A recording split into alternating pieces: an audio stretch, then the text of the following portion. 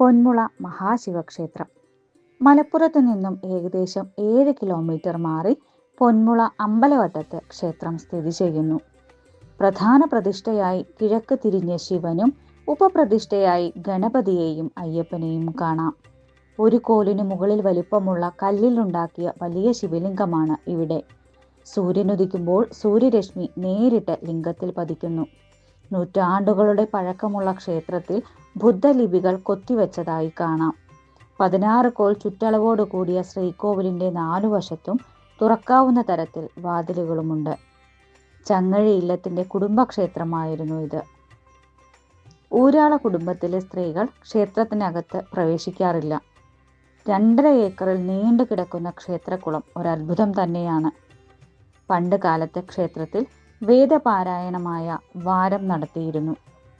മീനത്തിലെ പൂയം നാളിൽ പ്രതിഷ്ഠാദിനവും വൃശ്ചിക മാസത്തിൽ അഖണ്ഡനാമവും നടത്തിവരുന്നു. ക്ഷേത്രത്തിന് ഒരു ഐതിഹ്യം കൂടി പറയാനുണ്ട്. ശിവനും പാർവതിയും കൂടി മക്കളായ സുബ്രഹ്മണ്യനെയും ഗണപതിയെയും കൂട്ടി ദേശാടനത്തിനിറങ്ങി. ഈ ദേശത്തെത്തിയപ്പോൾ പാർവതീദേവിക്ക് ഉറക്കം വന്നു. അന്നേരം പാർവതീദേവിക്ക് ശിവൻ കൂട്ടിരിക്കുകയും മക്കൾക്ക് കുളിക്കണമെന്ന ആഗ്രഹം വരികയും ചെയ്തു.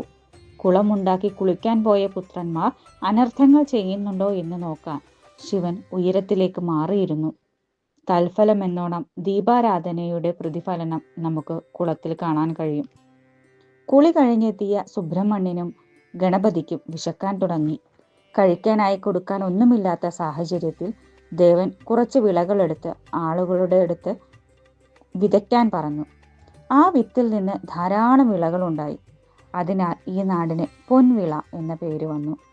അതിൽ നിന്ന് പിന്നീട് ലോപിച്ചാണ് പൊന്മുളയായത്.